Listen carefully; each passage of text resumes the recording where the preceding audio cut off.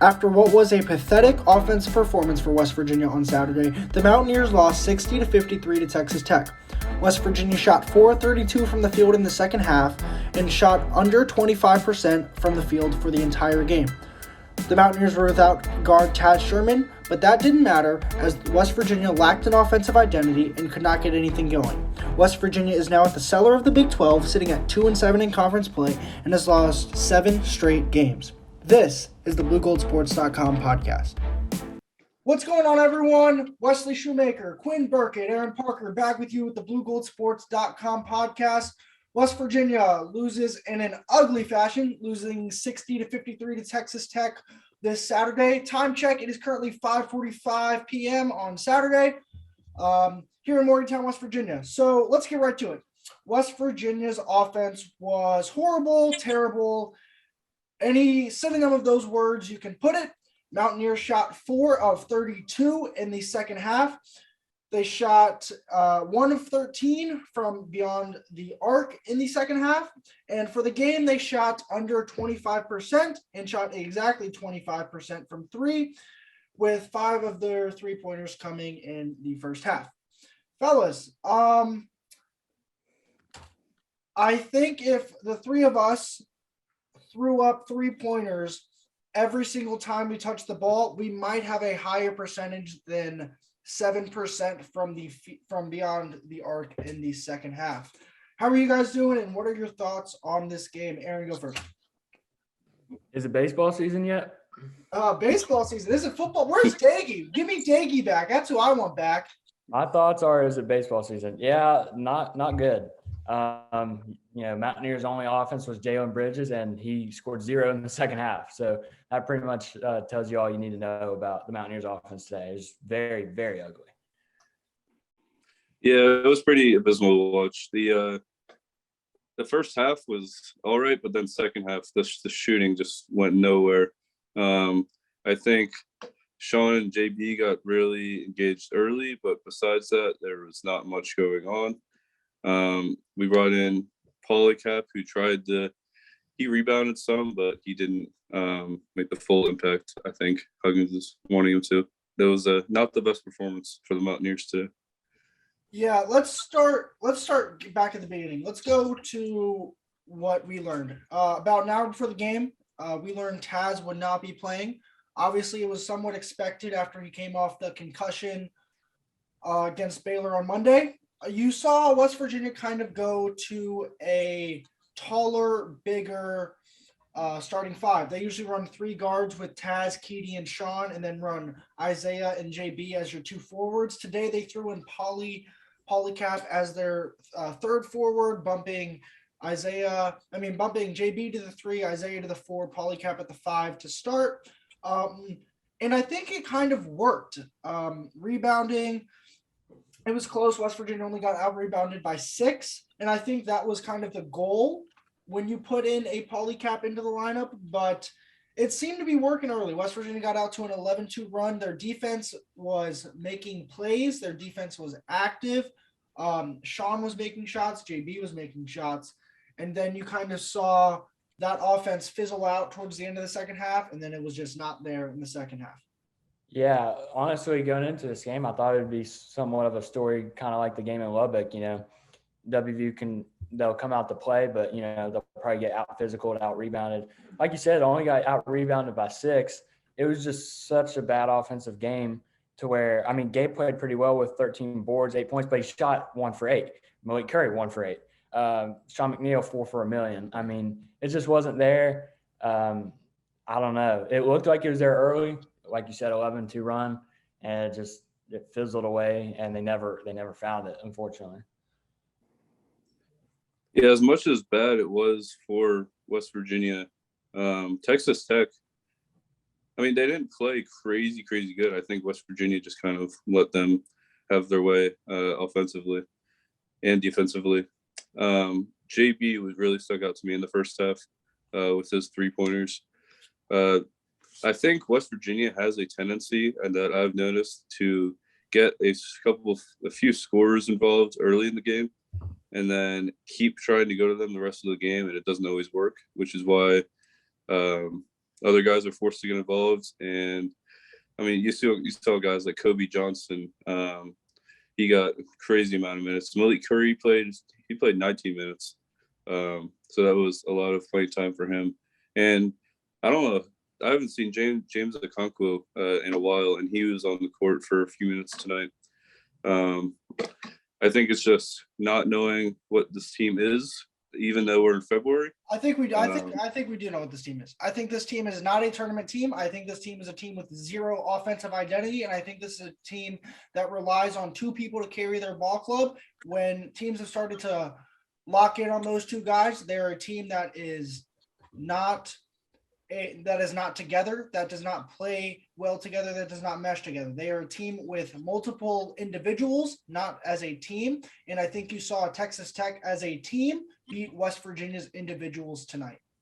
Yeah, and like Quinn said, sometimes it tends to go where WVU will get a scorer involved early, and then they just try to go back to him. Well, with no Taz Sherman and Sean McNeil playing really bad, hoisting up shots that weren't going in, it was JB. So if you're looking at it from a scouting report perspective, you got one score out there, and that's JB, and he's just throwing up threes, and they're all going in.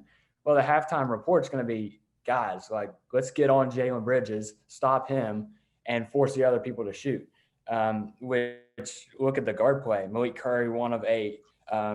Kedrian Johnson, 2 of 5. Just was not good. Kobe Johnson didn't do anything. And the interior play is abysmal as usual. So once they started locking up Jalen Bridges, that's, Mountaineers were done for. Yeah, let me read you a quote from Huggins. This was on JB and Sean and how those two kind of found success in the first half, and in the second half just weren't there. Quote, yeah, they guarded him. He was talking about Jalen. They were trying to use 2 at a time. They chased him and Sean. And basically dared our other guys to beat them. We had opportunities. 4 for 32. If we shoot 50%, we win going away. Sean made the early 3+1. They chased both of them. They needed to switch. They'd switch. They didn't really pay attention to the other guys. They were hell-bent on making sure those two didn't beat them. And I think that is perfectly that is a perfect representation of what happened. You saw Sean and JB find their looks in the first half. You saw them make shots. And then in the second half, you saw them deny. Then you saw Texas Tech basically say, all right, Gabe, all right, Malik, all right, Keedy, make a shot, you win the game. But we don't think you're going to make a shot. And sure enough, they didn't make a shot. Yep, that's the correct scouting report. You got to give some credit because Texas Tech is one of the best defenses in America. But it was more of just WVU having no offensive weapons. And once they started locking down JB, that was it. I kind of wondered why Seth Wilson didn't get it. I know Hugs mentioned in the post game, it's like, well, who are we going to sub him in for? He's not a point guard. Agreed, but nobody's making shots. You got to keep Sean in there in case he starts getting hot. But who else is making shots? Because it wasn't Malik Curry and it wasn't Kedrian Johnson. To that point, it was baffling, to say the least, that for the past since Baylor, all that was said was, we're going to start getting these freshmen in the game. We're going to start getting these freshmen. Not talking about Okonkwo. I'm talking about the 3 guards. We're talking about Kobe Johnson, Seth Wilson, and Jamel King. He's harped on these 3 guys are our shooters. These 3 guys can shoot. These 3 guys can help carry us offensively. These 3 guys can help make shots.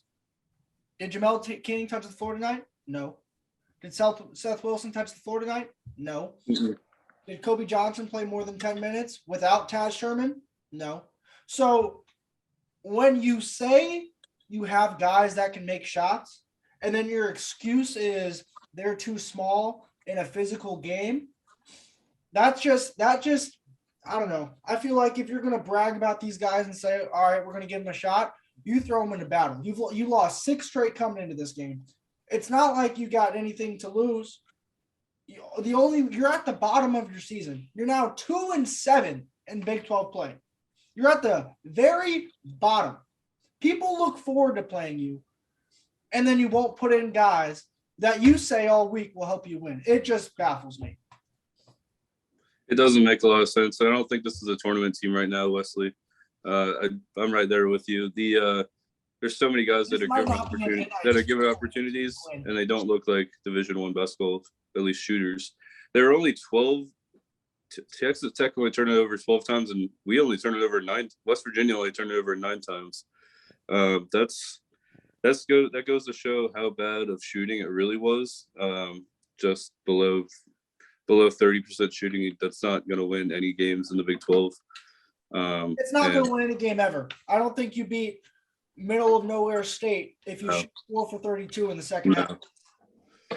No, it's pretty abysmal. And they're, they tried with the inside presence with Polycap, and he would get some rebounds, but Gabe was really still from what I saw, Gabe was still the only presence in the front court that the Mountaineers have, and that's still very concerning for this team. Yeah, I want to give Gabe his props, man. It was every single time down the floor on defense, he was going left wing to right wing. He would move left, right. He'd go after every ball. He'd double everything. He'd then switch everything. He'd go after every rebound. He'd box out. He'd go after loose balls. He was playing his absolute butt off. There was a point, I want to talk about this, in the first half when West Virginia kind of went on that run that I think it was like a 10-0 run to kind of go up 9. It was really good team defense, I want to say. And I think it started with Gabe. Gabe was active. He would pick up whoever had the ball from half court and then kind of move them into a trap area. You guys kind of know what I'm talking about, right above the 3-point line on the wings. And then they'd start switching everything. And then Gabe drew a charge on the next possession. He would get a big rebound after big rebound after big rebound. And then when he goes, like, if he makes one shot, all right, like, I wonder what goes through Gabe's mind when he plays his absolute hardest on defense and then he gets rewarded with his team going 4 of 32 on offense. But at the same time, he then had to put the ball in his hands because he was like, if no one else is going to do it, I might as well try. And he went to the line and knocked down 6 of 10 free throws for a guy who's not known for making free throws. Yeah, I felt like he was obviously 1 of 8's not good, but I felt like his effort was let down a little bit. Just like one point in the game that really got to me was late. I think it was in the last 3 or so minutes when WVU was trying to make a comeback. They were down 3. And I was like, if WVU wants to have a chance, they need to get a stop and get a 3, or at least get a quick 2. They get a stop. Gabe gets a tough rebound in the post on the low block. And WVU starts to go down the floor, and Keaton Johnson just gives the ball right to a Texas Tech defender. And there was not even pressure applied. Yeah, I wrote that down too. It was 3:40 remaining. Gabe goes to the line with West Virginia down 5. Keep in mind, Gabe had just scored West Virginia's last 3 points at the line. Gabe goes for a 1-and-1, makes the front end, makes the second. West Virginia, steal, can't convert. Sean McNeil, steal, can't convert. And it wasn't like there were opportunities there. It was they were running themselves into bad shots, bad looks, and they just couldn't create anything. And I think that's the theme of this team for the last 7 games is that when you need a bucket and you can't have Sherman go get it because he's either being face guarded, double teamed, or he's not playing, who do you turn to? And this team has tried to turn to, I think, everyone, and they've tried to run every set, and they've tried to do so many different things, and it is not working. And you had 2 trips down the floor against the number 14 team in the country on your home court with the opportunity to tie and then take the lead. And you failed on both trips and then shot under 25% from the field in the second half. Yeah, I agree. I mean, the offense, it's been the story of the whole season, a stagnant offense, offense where you see a lot of standing, a lot of bad shots, a lot of turnovers, a lot of, the ball's got to go up. There's 2 seconds and we're all double teamed kind of thing. It's just been a bad offense. Plays have not been run right. Looking at it, I think maybe Hug should bring in somebody with more of an offensive mindset, just maybe even like a assistant coach or a GA or something. Like the team last year had Juwan Staten on the bench. Juwan Staten knows a thing or two about, getting shots up and, dishing the ball out. And I think he helped guys like Deuce McBride and Taz get better. I know he was just a GA last year, but I don't know. I think Hugs needs to bring in a new voice just as far as running plays on offense, because it's been bad, and it's been all season. It's been bad. Yeah, like you were saying, Wesley, the transition for West Virginia has been nowhere to really be found. I mean, between Gabe rebounding and running it down the court, whoever passing it off to either Sean or Malik. Texas Tech did have some guys step up on defense. I'm not going to take a lot away from Texas Tech. I mean, Davion Warren, he was there a lot on defense, and I think he had a few big turnovers in the game, and it was on transition, like you were saying. That's just ugly basketball. That's Pee Wee basketball, in my opinion, and that just needs to be cleaned up for Huggins. And that's a straight transition. I just think the transition game is not there at all right now. I think this team has searched for answers on defense. I think they've searched for answers on trying to get rebounds. I think they've searched for answers on trying to not turn the ball over. And I think they've searched for answers on trying to run more efficient offense.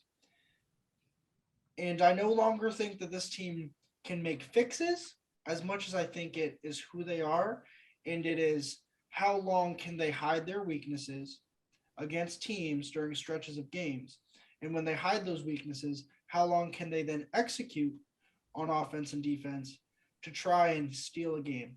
Because if they don't go beat Iowa State, if they don't go beat Kansas at home, if they don't go on the road to Stillwater and win there, they're not, unless they win the Big 12 tournament, they're not making the NCAA tournament. And for a team that started off as hot as they were, and for a team that was 12-3, I believe at one time,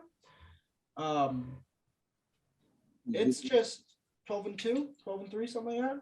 It was 12-3, I think, somewhere there. For a team that starts like that, and now you're 13-9, it's just it's frustrating. It's frustrating for fans. I know it's frustrating for Huggins. It's frustrating for the players, but there's gonna be some wholesale roster changes next season. And does Huggins go after the transfer portal? I don't know. He hates the transfer portal. That's what we found out. He doesn't like it. I also think I want to talk about this. One of the reasons he doesn't like the transfer portal has to be because he knows he failed at the transfer portal. I think he sees other schools have all this success, have guys that transferred in and are making shots, playing well on defense. And he went out and got 3 guys in Curry, Polycap, and Damon Kerrigan that have not been as good as advertised. And I think that has hurt him, and I think he is realizing that. And I think that is one of the reasons why he is now against and is talking out against the transfer portal. Thoughts? Yeah, Uggs is a very old school coach with old school mentality, and it hasn't been a success this year. Between Polycap and Kerrigan, if you gave them 10 contested layups, they might give you 1. They might make 1 or 2. They're not good enough. Curry's shown flashes, as we know, but I think maybe Neil Brown talked about it because it's kind of the same with football. The rosters, you just got to look at it as a 1-year thing, as a 1-year deal at this point. It's not you have your guys for 2 or 3 or 4 years. No, it's a 1-year thing. So yeah, I do think Huggins kind of swung and missed on the portal this year. But if he wants to keep coaching, I think he's got to go back to the drawing board because, like I said, it is a 1-year thing. And now that Taz and Gabe are going to be moving on, he's got to go back to the drawing board and really, really got to dig deeper and be a lot better in the transfer portal because there's other coaches, other young coaches like Iowa State's coach, Porter Moser at Oklahoma. They know how to work the transfer portal. And so Hugs is going to have to keep up after the season ends. Yeah, you talk about the transfer portal, Wesley, and you bring it up. And like you said, Aaron, Huggins is a traditional coach. But I also think about chemistry when I think about sports in general, just how teams are gelling.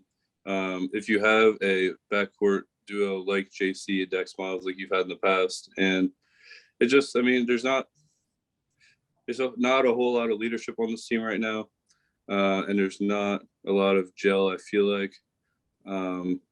Well, I don't think there's a I think lot that's what a of talent. big You have three guys that are getting big time minutes that haven't been here. And I think that's Huggins' point is that you have three guys that keep getting significant minutes and they haven't run this system before. And so we're throwing these guys into Big 12 play against the top, like Texas Tech is a top 15, top 10 team. Like you're throwing them against a team like that with guys like Shannon and McCullough who've been there, done that. Been there Like for 12 years, yeah. it's hard to win. Like, and I get it. Like Texas Tech's a good team, but West Virginia did everything and had every opportunity to win this game, and they just didn't. Sorry to interrupt you, Quinn. I just had to say that. all good, Wesley. Yeah, I just think the chemistry is very lacking. Obviously, we bring a lot of guys in, and a lot of them can't produce at the level that we want them to in the Big 12. The Big 12 is asking for a lot, and I know Huggins likes to get some JUCO guys, and I wonder how much of that really does play impact, and what kind of things Huggins is telling them in practices, and like helping them progress to the next level. Obviously, Huggins has been a good coach at developing players over the years and pushing them farther and farther. But besides guys like Taz and Sean and Gabe this year, I'm not seeing that for the rest of the team. Yeah. Lack of chemistry, lack of playmakers, lack of a lot of things, I think, is the storyline for the last month.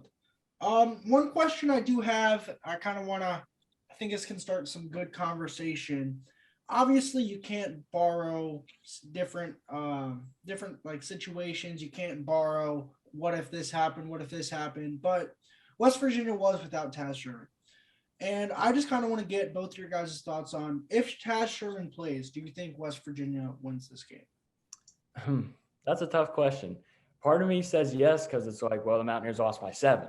Well, and they shot, 4 of 32 in the second half, 15 of 62 overall. If Taz Sherman's in there, yeah, the shooting percentage is going to go up, and you'd think you would get more than 7 to propel WV to a victory. But I don't know. The way this season, the way this 8-game stretch has gone, I think WV finds a way to lose either way. So I don't know. Part of me thinks if Taz is in there, he goes off for, 17, 18 points, and WV wins it in a close one. But, I don't know. WV's found a way to lose 7 straight times. So I don't know. Yeah, I think it would open more things on offense if Taz was obviously playing. I don't think we would have won. I think that the terrible shooting still would have been there, and I don't know how much Taz would have obviously helped that. But you gotta move the ball, and that's really how you score. And that's lacking right now. Yeah, obviously, as Huggins said in his post game, if Taz is there, you don't shoot 4 of 32 in the second half. But then Jalen's at the 4. You got all these different things that then change off of that. Do I think Taz gives you 7 points? Yes. Do I think it's a different type of ball game if Taz is in there? Also, yes. This was a very grinded out, defensive, who's going to be more physical at the end of the day kind of game. And do I think Taz, when this offense is sputtering and just needs to find a shot and find a look, can just chuck something up, put it on the rim, and hope for a rebound, a foul, or even for it to go in? Yes. But do I think they win with Taz in there? I'm going to say no, because the rest of the team played horribly.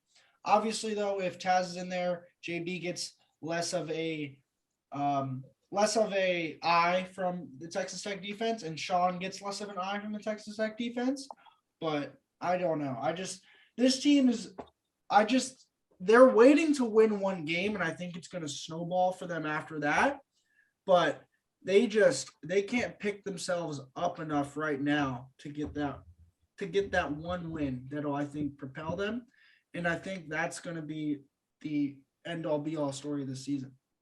Yeah, I agree. It's just been getting that one win has just been so elusive here over this last month. And, they were right there against Baylor and couldn't catch a break. Taz came out. It's just they lose in different ways. Oklahoma shouldn't have been a game they lost in any situation. And they came out uninspired and play their worst game of the season, arguably. And then there's other games like Texas Tech on the road where they come out, they fight, they hang with them, and then they just the wheels fall off at the end.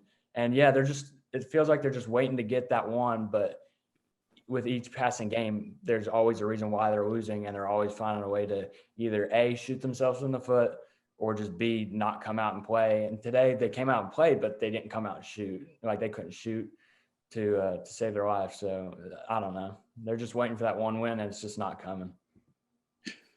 You used the word frustrating, Wesley, and I was thinking the exact same thing yesterday before the game. I was thinking it during the game today. I mean, everyone around this team just has to be really, really frustrated with how they're performing. I think it's really inconsistent on offense, scoring the ball. I think like today you saw, we get out to an 11-2 lead early, and that's a lot of momentum in the first half. But then it just sputters off, and by the second half you're down again. And I don't think this team can play a full 40 minutes right now, especially with Taz not on the floor. And I think it's just hard for what this team has right now to play a full 40 minutes of both offense and defense. This team does not have anything that complements something else.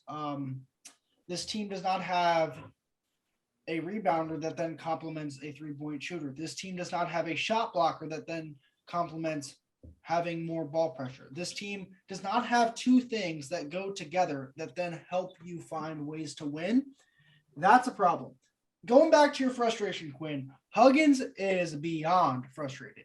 And at the end of his last little couple minutes of his post game today, he kind of put everything out there. He said, I have tried and tried and tried to tell them to do this. I've tried to tell them to do that. I've tried to tell them how to rebound. I've tried to tell them how we're going to switch to stay in front of people on defense. And we've done it over and over again, and it's just not happening. I think that frustration is creeping in. Earlier in the season, we heard Huggins saying, this is my fault. I'm going to have to get them better. I'm going to have to teach them. And I think he has exhausted almost all different avenues to get this team to where they need to be and to try and put this team skill set wise in an area where they can compete. And I just don't think they are listening and responding the way Huggins had envisioned. And I think that is what is also causing some of these losses and frustration, is that Huggins sees it one way and they are not executing the way he sees that. And I think that is leading to 7 straight losses.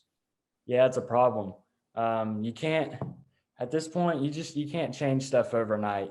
You can't make the interior game good overnight. You can't make them run the offense like he wants them to run it overnight, because it's a problem every single game. The interior game is a problem every game. Turnovers are usually it wasn't a problem tonight, but it's usually a turnover. But the turnovers that did happen were a problem because they would lead to Texas Tech running. They would lead. Yeah, it always leads to a run out. It always happened at the worst times. Yep, all that stuff is just, you can't change it overnight.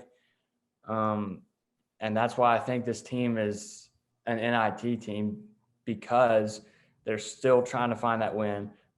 They're going to get it at some point, but here soon it's going to be too late. You're sitting at 13-9 at this point, and you still got teams like Kansas. You still got you still got Big 12 road games to go at Oklahoma, at Oklahoma State, at K-State, TCU both times, you name it.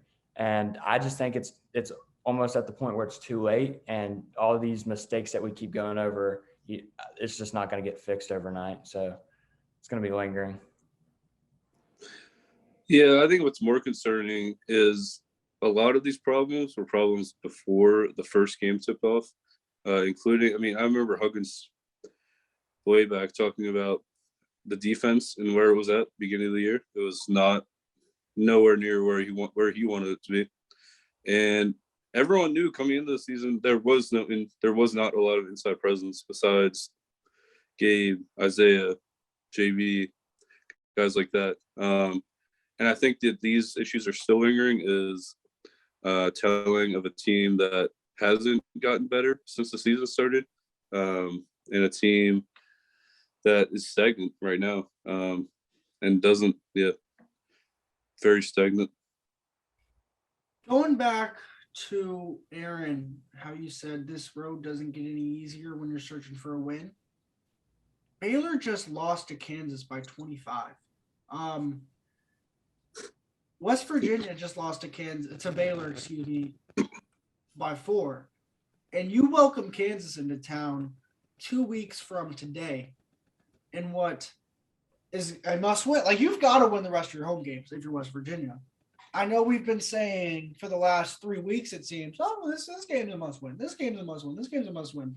Well, sooner or later, you're going to run on must wins. And sooner or later, your opportunity is gone like that. You've had the opportunities. You've had Oklahoma at home. You've had Texas Tech at home. You had a top 10 team at your place today who scored only 60 points, and you lost the game. It's just when you need a win and you have the opportunity to get multiple wins over this last 7, over these 7, I think West Virginia could have easily won 3 or 4 of these games. And if they're 3 and 4 in these last 7, they're in the tournament.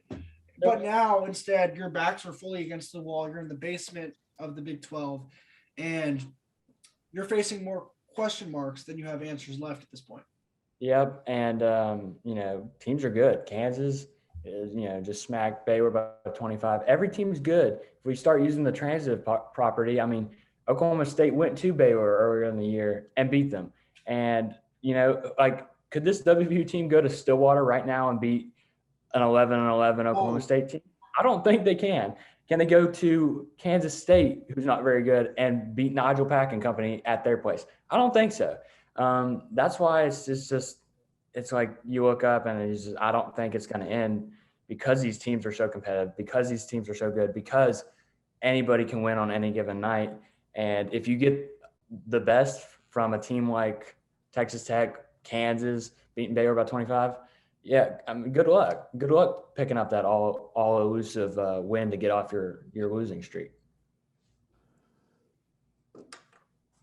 Yeah, the Big 12 is this conference is hard enough, and I think a lot of, like I was saying earlier, Huggins brings in JUCO guys, and I don't know. I just don't think they're really ready to play against Big 12 guys. You just have Texas Tech, Baylor, Kansas, like you guys were saying. Just the talent in this conference alone, for any team, really. I mean, imagine if West Virginia, let's not say the ACC, imagine if they went to the Big 10, they would probably have. I don't know. I'd say the Big 12 is the toughest conference in America. If you go to any other conference, you have at least a little more success. Yeah. Big 12 is the best. I don't think it's really a question. Like if you go play Penn State and Maryland and Rutgers a couple of times, like, I don't know. I feel like you can grab more wins there than there's simply no bottom feeders in the Big 12. Well, no, there is bottom feeder, and it's right now it's the Mountaineers. Yeah, there's no bottom feeders if you're looking at it from a Mountaineers perspective. And when you take it to the Big 10 stuff, those teams you mentioned are bottom feeders, and you can go out and get wins. And there's just no easy wins in the Big 12.